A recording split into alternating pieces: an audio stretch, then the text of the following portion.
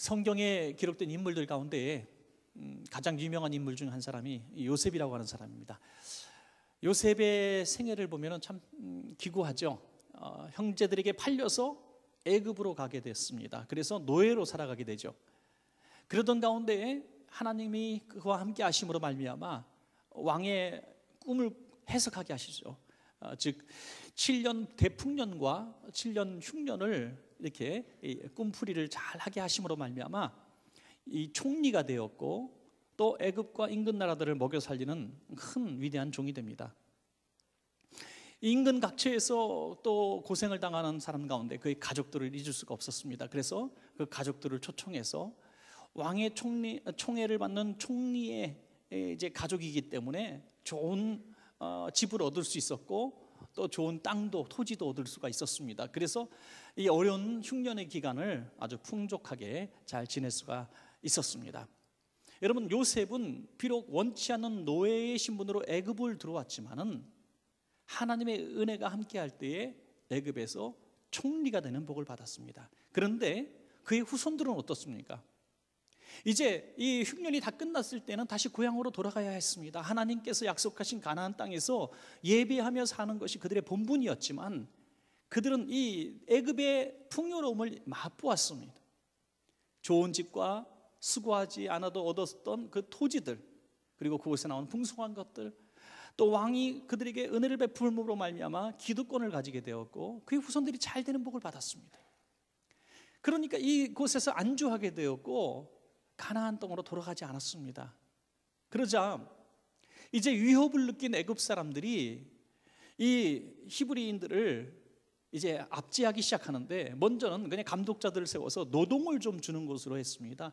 사회의 좀 유익 기득권들을 빼앗으면서 이제 노동의 어떤 분량들을 주게 되었는데, 이 일을 아무리 시켜도 계속 자녀들의 수가 늘어나니까 애굽 사람들보다 더 넘치게 되었습니다. 그래서 정말 극단적인 일을 하는데, 그것은 산파들에게 히브리인들이 아기를 낳았을 때 가서 요즘 말로 산부인과 이제 일을 할 때에 이 아기를 낳았을 때 남자면은 이 아이가 태어나지 못하게 하라는 거죠.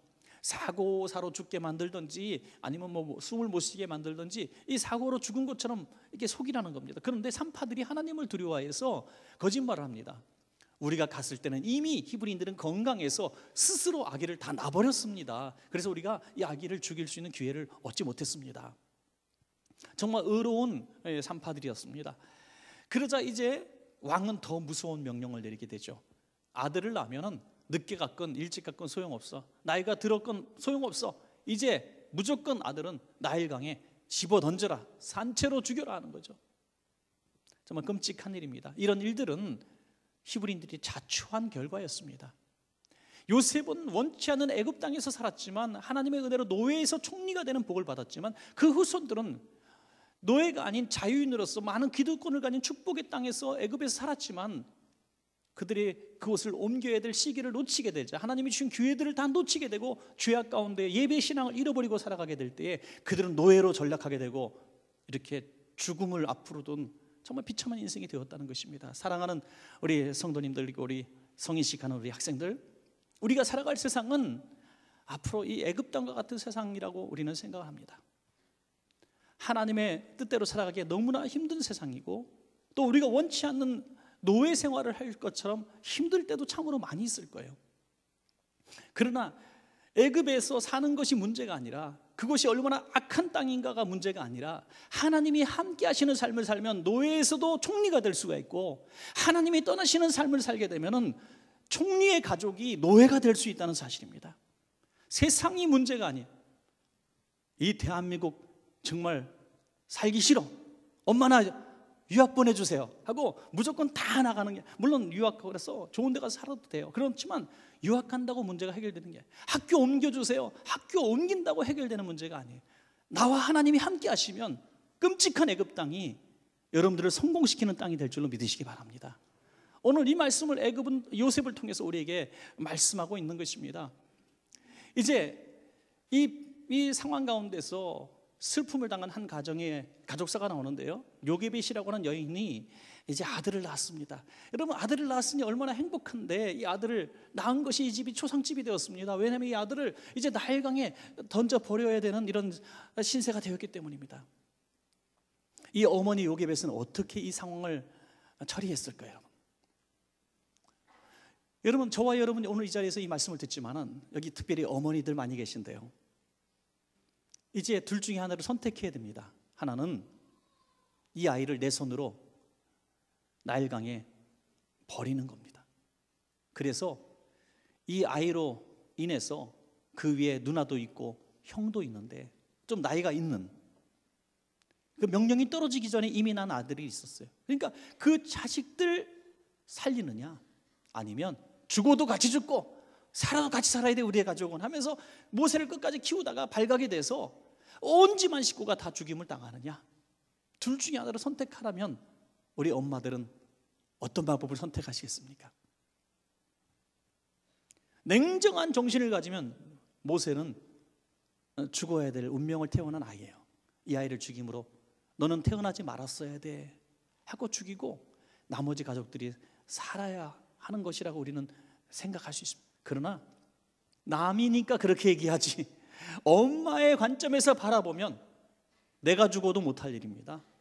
내가 죽어도 못할 일이에요. 이런 끔찍한 상황 가운데서 요게벳은 어떤 결정을 했느냐, 이것이 험악한 이 시대를 살아가는 저와 여러분이 배울 수 있는 지혜이고 비결입니다. 오늘 바라게는 요게벳처럼 이런 귀한 선택을 하셔서 믿음으로 이 험악한 세상에서 승리하시고 우리 자녀들도 살리는 우리 부모님들, 우리 자녀들 되기를 주의 이름으로 축원합니다. 두 가지 일입니다. 첫째는 눈물의 기도로 갈대 상자를 만듭시다 하는 거죠. 눈물의 기도로 갈대 상자를 만드는 거예요. 이 어머니 요게벳은 둘 중에 어느 방법도 선택하지 않았습니다. 이제 나일강변에 갈대가 많습니다. 그것을 갖다가 잘 엮어서 그 안에다가 엽청을 앞뒤로 다 칠해서 방수를 잘하고 그 안에다가 사랑하는 아들을 집어넣습니다. 그리고 나일강에 띄워보내는 거죠. 살리는 것도 아니고 죽이는 것도 아니고 참 애매한 일이었습니다. 그것은 무슨 일입니까? 내가 할 수 있는 일은 최선을 다하는 겁니다. 갈대를 엮어서 내 아들이 들어갈 그 갈대 상자를 만드는 어머니의 모습을 우리는 상상해 볼 수 있어요. 얼마나 갈대에 눈물이 툭툭툭 떨어졌겠어요, 여러분. 얼마나 미안했겠습니까, 여러분. 저는 엄마 아빠들이요, 이 경제적으로 어려울 때, 정말 IMF 같이 어려웠을 때 애들 학원 하나씩 끊게 하고 또 이렇게 전략하게 되고 이럴 때 정말 힘들어하는 것을 봤어요. 그래서 하지 않던 파출부 노릇도 하고 막 이러면서 애들 학원 안 끊게 하려고 막 몸부림치는 걸 봤어요. 우리 자식은 최고로 입히고 먹히고 싶은 게 다 부모 마음인데, 자식을 이제 영영 떠나보낼 갈대 상자를 만드는 엄마의 마음. 옛날에는 군에 가면은, 지금도 그런지 모르겠어요, 훈련소에 가게 되면 이제 옷을, 사복을 다 군에서 포장해 가지고 소포로 집집마다 이제 보내주는데요, 엄마들은 그거 붙들면서 아들이 죽은 것처럼 붙들고 울더라고요. 통곡하면서 나라를 위해서 뭐 죽은 것처럼 막 슬피 울고 막 그러는 모습을 우리는 다 경험하신 분들이 많이 있을 거예요.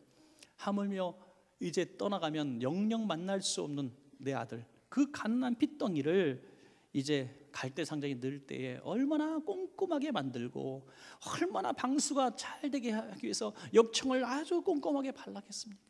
정말 자기 인생의 최고의 최선의 갈대 상자를 만들었을 것입니다. 우리는 웃으면서 만들었을까요? 그가 노래를 부르면서, 요즘 말로 텔레비전 드라마 보면서 소일거리로 뜨개질하듯이 만들었을까요? 아닙니다. 집중하며 눈물이 떨어지며 울며 기도하며 갈대 상자를 만들었을 것입니다. 여러분, 이 기도가, 이 눈물의 기도가 저와 여러분들에게 필요한 줄로 믿으시기 바랍니다. 우리 자녀를 담을 수 있는 이 갈대 상자는 눈물의 기도인 것입니다. 우리 자녀를 장차 보호해 줄 수 있는 주님의 피 묻은 권세는 여러분들의 눈물의 기도인 것입니다. 눈물의 기도로 우리 아이들을 담을 그릇을, 갈대 상자를 만들어야 되는 것입니다, 여러분.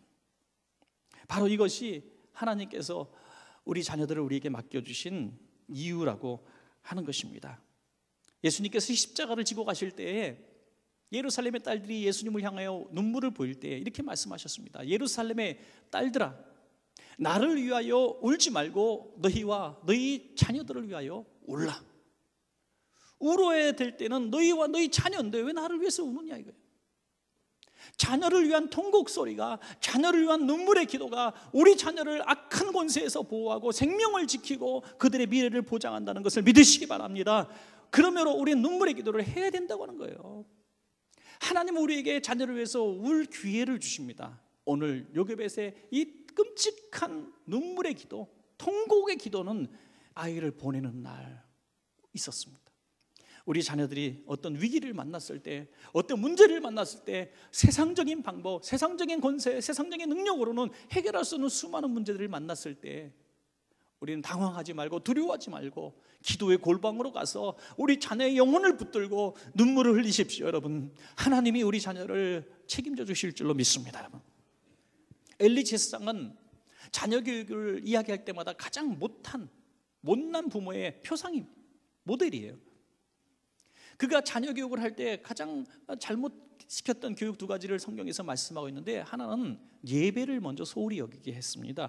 사무엘상 2장 17절에 그들이 여호와의 제사를 멸시함이었더라.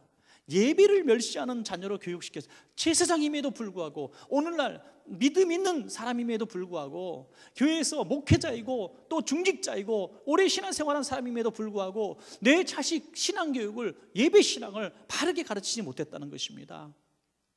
여러분, 예배신앙은 어릴 때 가르쳐야 될 줄로 믿으시기 바랍니다. 어릴 때 가르쳐야 돼요. 야, 학원이 더 먼저야.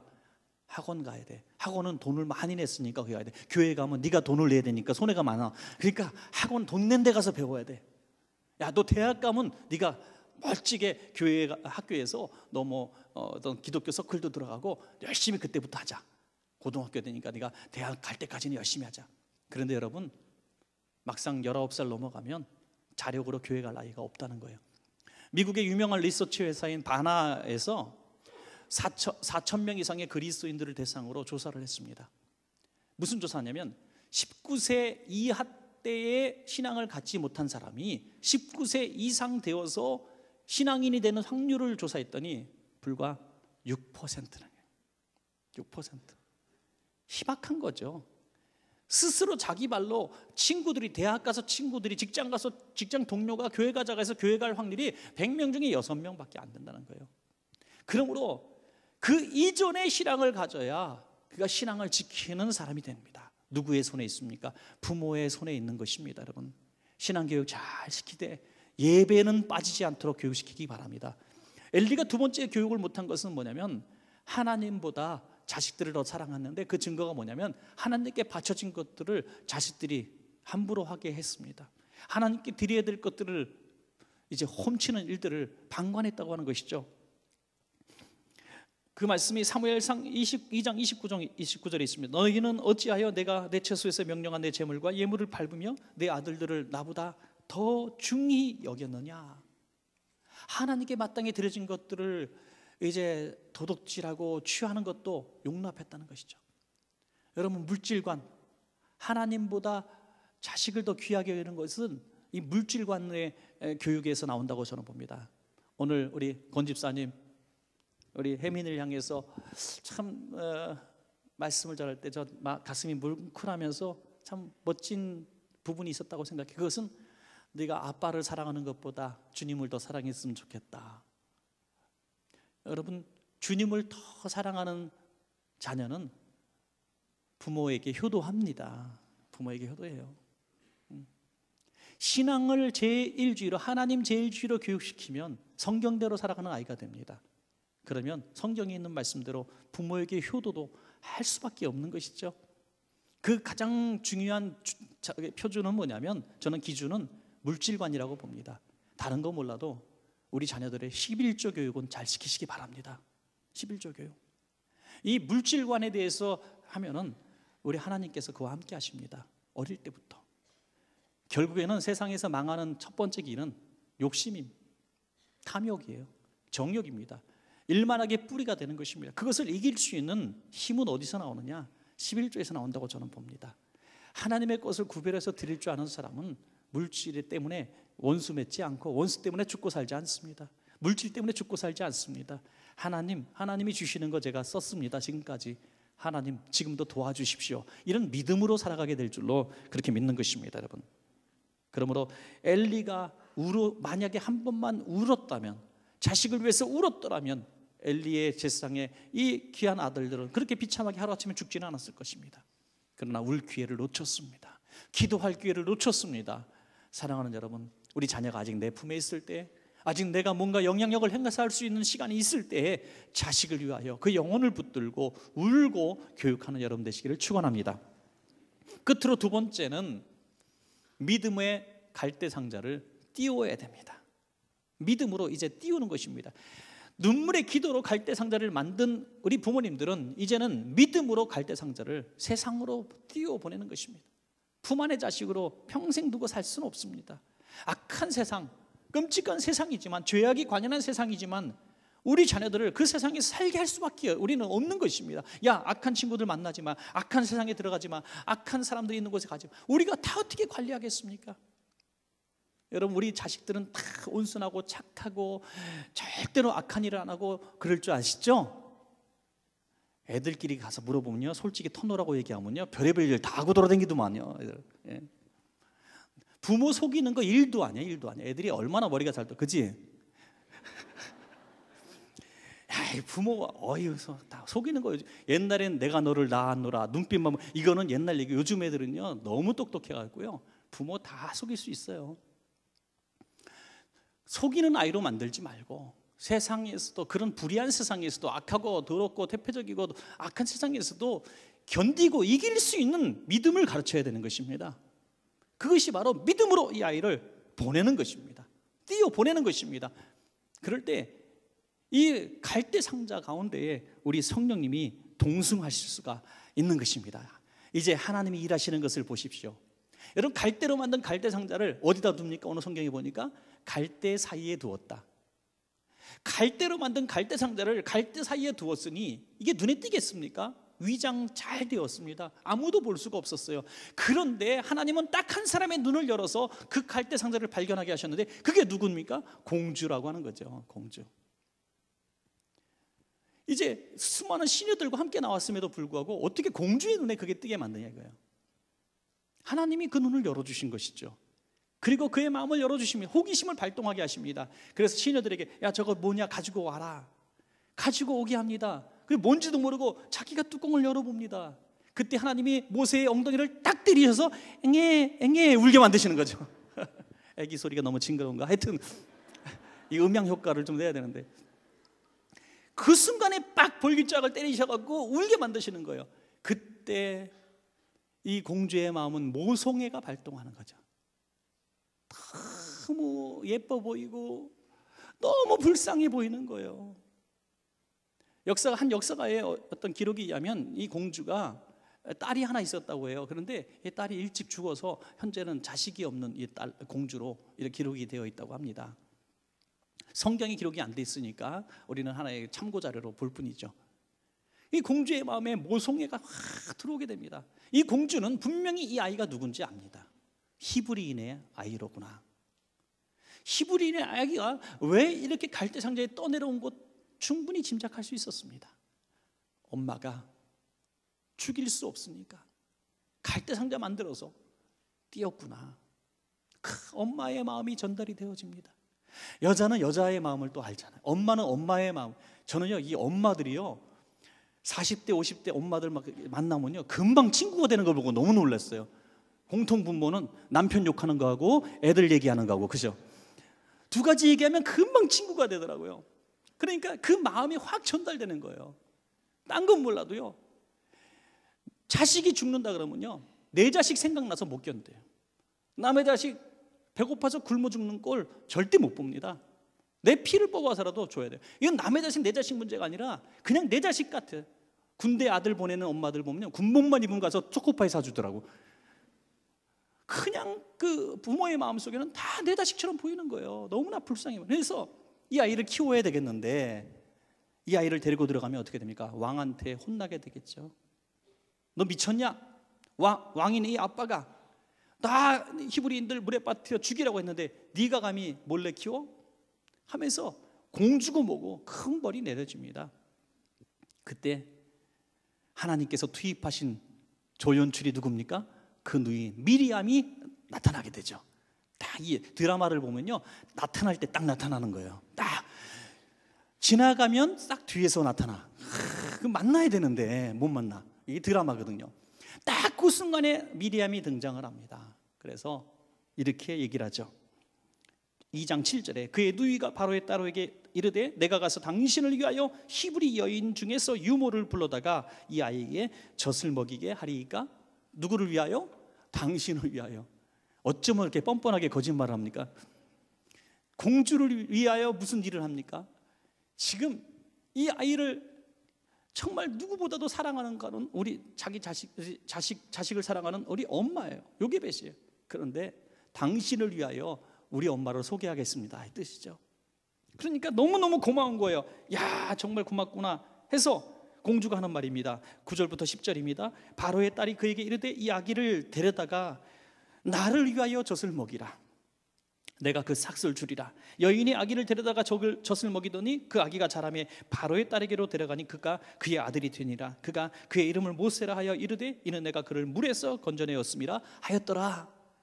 나를 위하여 이 아이에게 젖을 좀 먹이라. 내가 삭슬 주리라. 양육비까지 주겠다고 말하는 것입니다. 그때부터 모세는 시큰 큰 소리로 울어도 살아갈 수가 있는 보장을 받게 됩니다. 누가 가서 이게 무슨 애기 울음소리냐? 히브리인의 아기가 아들이 여기 있다니 칼 들이대다가도 여기 공주님이 맡긴 아기인데요, 공주님의 양자인데요 하는 순간 병사들은 벌벌 떨면서 돌아가는 거죠. 양육비까지 꼬박꼬박 받으면서 당당하게 이 아이를 키워서 장성한 이후에 왕자로 궁에 보내게 되는 영광을 얻게 되는 것입니다. 여러분, 하나님이 하실 이 갈대 상자라는 원어를 보면 참으로 은혜롭습니다. 갈대 상자 원어를 보면 노아의 방주와 똑같은 용어고요, 법궤라고 하는 이 법궤 상자와 같은 단어를 쓰고 있다는 것은 참으로 놀랍습니다. 이 갈대 상자는 나일강에서 모세를 구원합니다. 방주는 전 세상을 홍수로 멸하실 때 노아의 식구들과 짐승들을 보호합니다. 법궤는 죄로 인하여 죽을 수밖에 없는 온 인류를 구속하시는 구속의 은혜가 있습니다. 예수의 피가 묻어 있는 곳이죠. 그러므로 갈대 상자든 법궤든 노아의 방주든 그 상자 안에 있는 사람은 보호를 받고 인도함을 받는 것입니다. 이것이 주님의 품이에요. 또 교회인 줄로 믿으시기 바랍니다. 여러분, 교회예요. 품이 주님의 품이에요.